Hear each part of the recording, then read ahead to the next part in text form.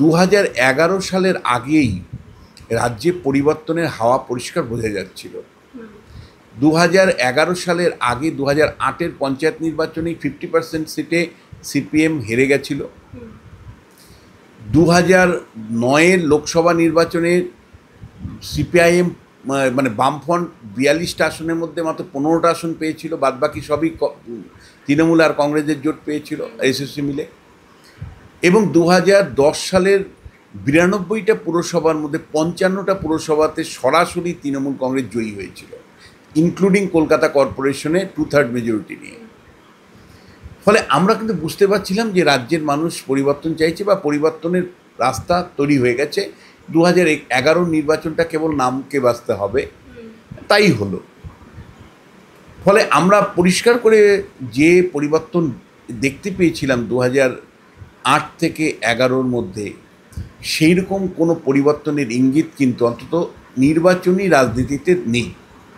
এখন সেই রকম কোনো নির্বাচনী রাজনীতিতে বি কেয়ারফুল। ধরো তুমি একটা বলতে, তবে একটা এখানে পজিটিভ পয়েন্ট, মানে পজিটিভ বা বিজেপি তৃণমূলের জন্য নেগেটিভ, তৃণমূল যেভাবে নির্বাচন পরিচালনা করে সেটা কিন্তু মানে যে ভোট লুট করে, মানি পাওয়ার মাসল পাওয়ার তৃণমূল ইউজ করে। বামেরা অতীতে করেছে, কিন্তু 2008 সালে জমি আন্দোলনের পরে বামেদের কিন্তু কোমর ভেঙে গেছিল, মানে সিঙ্গুর নন্দীগ্রাম আন্দোলনের মধ্যে বামেদের কোমর ভেঙে গেছিল। ফলে সেই নন্দীগ্রামে শুভেন্দুকে দাঁড় করিয়ে দিয়ে মমতা জিতিয়ে এনেছিল। ফলে তুমি বুঝতে পারছো তো যে বামেদের কোমর ভাঙার ফলে বামেরা তখন আর মানে তাদের দলকে ব্যবহার করে ভোট লুট করতে পারেনি বা প্রক্সি ভোট দিয়ে ভোটকে প্রভাবিত করতে পারেনি। কি তৃণমূল কংগ্রেসের গ্রাসরুট লেভেলে যে ধরনের মাসুল পাওয়ার আছে, যে বিপুল পরিমাণে টাকা তৃণমূল কংগ্রেসের কাছে আছে, যে ধরনের সরকারি প্রশাসনকে ব্যবহার তৃণমূল কংগ্রেস করছে, তাকে চ্যালেঞ্জ করার মতন জায়গায় বিজেপি কিন্তু নেই। এই ভোট লুট যদি না হতো তাহলে কি তৃণমূল বারংবার এই ভোটে এতটা পরিমাণ জয়? দেখো, আবারও আমি কম্পেয়ার করব, মমতা বন্দ্যোপাধ্যায় যখন বিরোধী নেত্রী হিসাবে সরকারে আসার স্বপ্ন দেখছেন, তখন তিনি হিন্দু মুসলমান দুটো সম্প্রদায়কে সঙ্গে নিয়ে ভোট পাচ্ছেন। কিন্তু বিজেপি পরীক্ষা বসছে মাত্র 65%, অর্থাৎ বিজেপির মানে সমর্থনের ভিত্তি মাত্র 65, তার মধ্য থেকে তাকে 46-47% ভোট পেতে হবে। আর তৃণমূল কংগ্রেসের কিন্তু 100-র মধ্যে পরীক্ষা দিবে, অর্থাৎ তাদের কাছে মুসলিম ভোটটা তো প্রায় এক কাঠা আছে, 35% মুসলিম ভোট।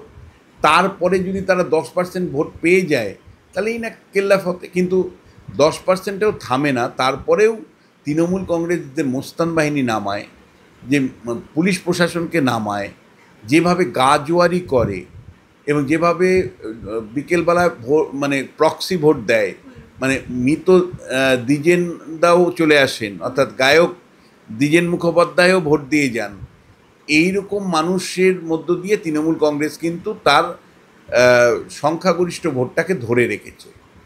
এখন এইটা না, মানে এটার আবারও বলছি যে বিজেপি মুসলমানদের ভোট পায় না, এটা প্রথমেই মনে রাখতে হবে। মুসলমানরা তীব্র ঘৃণার চোখে বিজেপিকে দেখে, ফলে বুঝতেই পারছো যে বিজেপি মুসলমানদের ভোট পাবে না এবারও। তাহলে 65-র মধ্যে তোমাকে যদি জিততে হয়, তাহলে যে ধরনের রাজনীতি দরকার বিজেপির মধ্যে কিন্তু আমি সেই রাজনীতি এখনও পর্যন্ত আমার চোখে ধরা পড়ছে না। ধরো শুভেন্দু অধিকারী একা নেতা হিসাবে কিছু চেষ্টা করছেন এবং পূর্ব মেদিনীপুরে কার্যত দুর্গ বানিয়ে ফেলেছে। পূর্ব মেদিনীপুরের 16টা বিধানসভা কেন্দ্রের মধ্যে বেশিরভাগই বিজেপি জিতবে, আমি তোমাকে এখন থেকেই বলে দিলাম। মানে তৃণমূল কংগ্রেস ওখানে মানি পাওয়ার মাসল পাওয়ার দিয়েও কিছু করতে পারবে না, কারণ কাউন্টার মানি পাওয়ার মাসল পাওয়ার শুভেন্দু অধিকারীরা আছে। ফলে ওখানে শিয়ানে টক্করে শুভেন্দুই জিতবে। কিন্তু বাকি যে জেলাগুলো, সেই জেলাগুলোতে তৃণমূলের সংগঠনের বিকল্প সংগঠন তৈরি করতে পারেনি। সেখানে তৃণমূল যেভাবে দাঁতনখ মানে খিচে মানে নির্বাচনের নামবে, তাকে কাউন্টার করার মতন জায়গা কিন্তু বিজেপির নেই। এবং বিজেপি গত বেশ কিছু সময় ধরে যদি দেখো, ইস্যু এসছে, রাস্তায় বিজেপি কই, ওই 2-4টা আন্দোলন, সেটাও শুভেন্দু অধিকারী করে। ধরো আমি তোমায় বলছি, রবীন্দ্রনাথ ঠাকুরের ছবি পুড়িয়ে দেওয়া হলো, এটা তো একটা সত্যি বাঙালি জীবনে শিহরণ করার মতন ঘটনা। কিন্তু তুমি দেখো, শুভেন্দুর একটা মিছিল ছাড়া এবং রাজ্য স্তরে বিজেপি নেতাদের কিছু বিবৃতি ছাড়া তুমি সারা রাজ্য জুড়ে কোনো আন্দোলন দেখতে পেরেছো? কোনো রাস্তায় বিজেপির কর্মী সমর্থকদের দেখতে পেয়েছো? এমনকি যে রুদ্রনীল কালচারাল ফান্ডের প্রধান, তাকে মানে শুভেন্দু অধিকারী অনুরোধ করেছে যে আপনি মিটিং মিছিল মানে নামুন, সেই মিটিং মিছিলের মতন জায়গাতেও মানে রুদ্রনীল নেই। এর আগেও কিন্তু অতীতে একাধিকবার দেখা গেছে যে রুদ্রনীল কিন্তু গণ আন্দোলনের মধ্যে নেই, ওই জোর করে শুভেন্দু ডাকলো তখন একটা মিছিলের মধ্যে ঢুকে গেল। না, সেটা আমি বলতে পারবো না। আমি বলছি যে ফুল টাইম একজন সংস্কৃতি সেলের প্রধান, তিনি কিন্তু রাজ্য সরকারের বিরুদ্ধে সারা রাজ্য জুড়ে যে আন্দোলন গড়ে তোলার কথা, তিনি কোথায়? তুমি একইভাবে তুমি দেখবে রাজ্যের যে বিজেপির মোর্চাগুলো আছে, সেই মোর্চাগুলোর অস্তিত্ব তুমি কার্যত দেখতে পাবে না। ফাল্গুনি একটা কর্মসূচি করে তো 3 মাস কোনো কর্মসূচি নেই, মানে বিজেপির তোমার গিয়ে মহিলা সেলের কথা বলছি, যুব সেলের তো কোনো গল্পই এখন দেখি না। আর বিদ্যার্থী সেল কখনো কখনো একটু একটা আন্দোলন করেছে, তো তারপরে কোথায়? মানে রাজ্য জুড়ে কোথায়? লোকজনও থাকে না। হ্যাঁ, ফাইন কথা বলেছো, আমি দেখেছি ওদের কর্মসূচিতে কোনো লোকজন নেই। আর এই যে এতগুলো জেলা, এতগুলো মণ্ডল সভাপতি, তারা নিজের উদ্যোগে কোনো আন্দোলন গড়ে তুলতে পারে না দুটো কারণে। যে কেন্দ্রীয় নেতারা যতক্ষণ না বলবে, রাজ্য নেতারা ততক্ষণ নড়ে না। রাজ্য নেতারা যদি আবার মানে জেলার নেতাদের না বলে, মণ্ডল নেতাদের না বলে, তাহলে তারাও নড়ে না। এই যে বিরোধী ভূমিকাটা বিজেপি পালন করতে পারছে না। শুভেন্দু হয়তো বিধানসভায় ভূমিকা পালন করে দিচ্ছে, শুভেন্দু হয়তো তার জেলাটায় ভূমিকা পালন করে দিচ্ছে, কিছু কর্মসূচিতে শুভেন্দু অধিকারী বিরোধী নেতা হিসেবে যথেষ্টই মানে সরব এবং বলা যায় রাস্তায় আছেন। কিন্তু বাকি বিজেপির দলটা কোথায়? দেখো, বিজেপির এই যে নরেন্দ্র মোদীর জন্মদিনকে কেন্দ্র করে আগামী 1.5 সপ্তাহে তুমি বিজেপিকে পাবে না। মানে তাদের কর্মসূচিই হবে নরেন্দ্র মোদীর জন্মদিন পালন সংক্রান্ত, তাকে কেন্দ্র করে। কেন বাবা একই সাথে দুটো কর্মসূচি পালন করতে পারে না? নরেন্দ্র মোদীর জন্মদিন পালন অনেক বেশি ইম্পর্টেন্ট যেখানে বিজেপির শাসন ক্ষমতায় আছে। কারণ শাসন ক্ষমতা যেখানে আছে, যেই সব রাজ্যে, সেখানে তো সে বিরোধী ভূমিকা পালন করতে পারবে না। ফলে নরেন্দ্র মোদীর জন্মদিনের পালনের মধ্য দিয়ে সে কেন্দ্রীয় সরকারের কর্মসূচি, তাদের দলের আদর্শ ইত্যাদি প্রচার করতে পারে।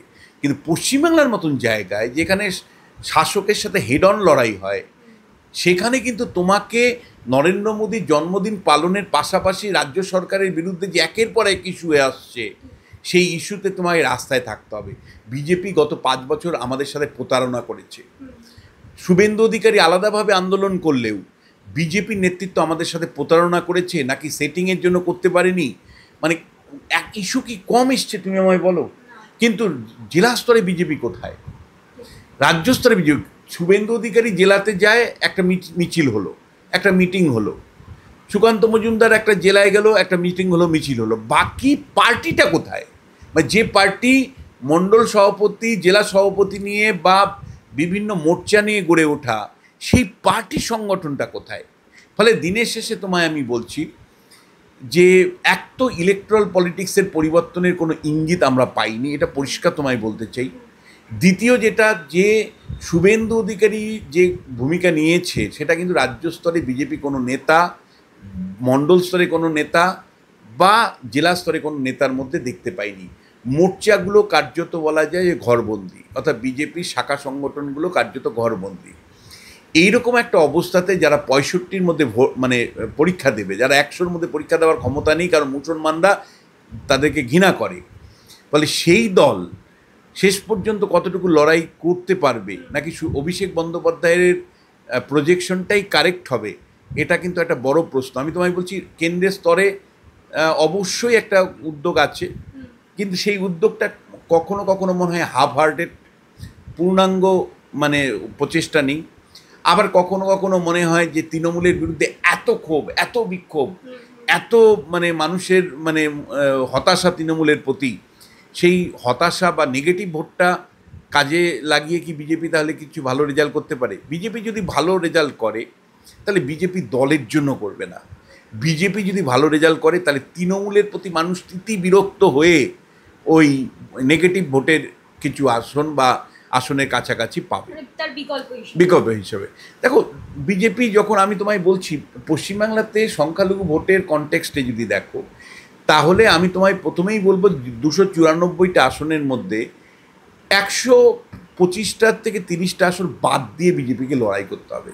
যে 125-30টা আসনে বিজেপি কার্যত নেই মানে তার কারণ মমতা বন্দ্যোপাধ্যায় তো বেনিফিশিয়ারি ভোটটা পাবে, তার সংগঠন মানে যেটাকে আমি বললাম মানি পাওয়ার মাসল পাওয়ারের ভোটটাও তো সে পাবে, আর তার সাথে যেখানে 35% মুসলিম আছে 40% মুসলিম আছে সে সব কনস্টিটুয়েন্সিতে জিতবে, দুই একটা ব্যতিক্রম হতে পারে। এখন এই জায়গায় বিজেপি অপটিমাম লড়াইটাই আছে ওই 160 থেকে 170টা আসনের অ্যাকচুয়ালি লড়াই আছে। সেখানে যদি খুব হার্ড এফোর্ট দিতে পারে তাহলে 110-115টা আসন সে নিজের পকেটে ভরতে পারে। সংগঠন ঠিক থাকতে হবে, কেন্দ্রীয় নেতৃত্বে সঙ্গে থাকতে হবে এবং একই সাথে তৃণমূলের সাথে টক্কর দিতে হবে মানি পাওয়ারে, মাসল পাওয়ারে এবং সরকারি মেশিনারিকে ব্যবহার করতে হবে।